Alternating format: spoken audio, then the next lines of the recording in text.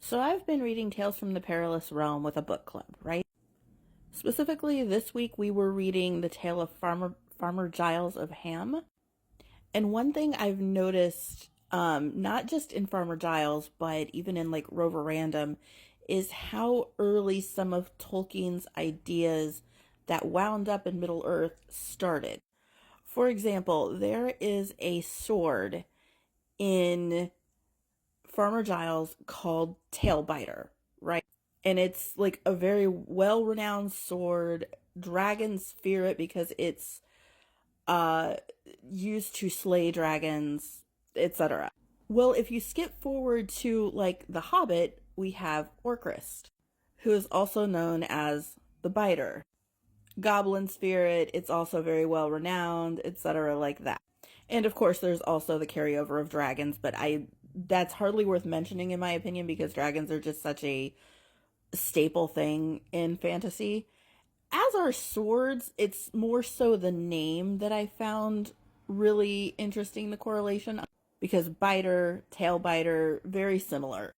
The other big correlation I've noticed in terms of names between Rover Random and Middle Earth in general, it's not specifically Hobbit or Lord of the Rings, it's overarching Middle Earth, is the name Uin or Uinen, and I have no idea if I'm correctly pronouncing that. But in Rover Random, there is a giant whale named Uin, U-I-N, that carries Rover Random to and from a kingdom under the sea, basically. But if you look in overarching Middle Earth mythology, there is a Maya called Uinen. She's married to the Maya Ase and is like a matron for mariners.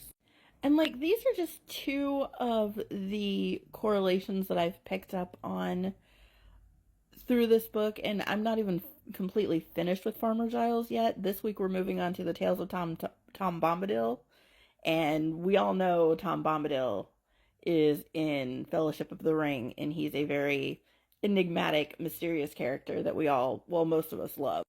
Another of my book club members who has read The Children of Huron, I have not, by the way, has mentioned that there are other correlations that she's picked up on.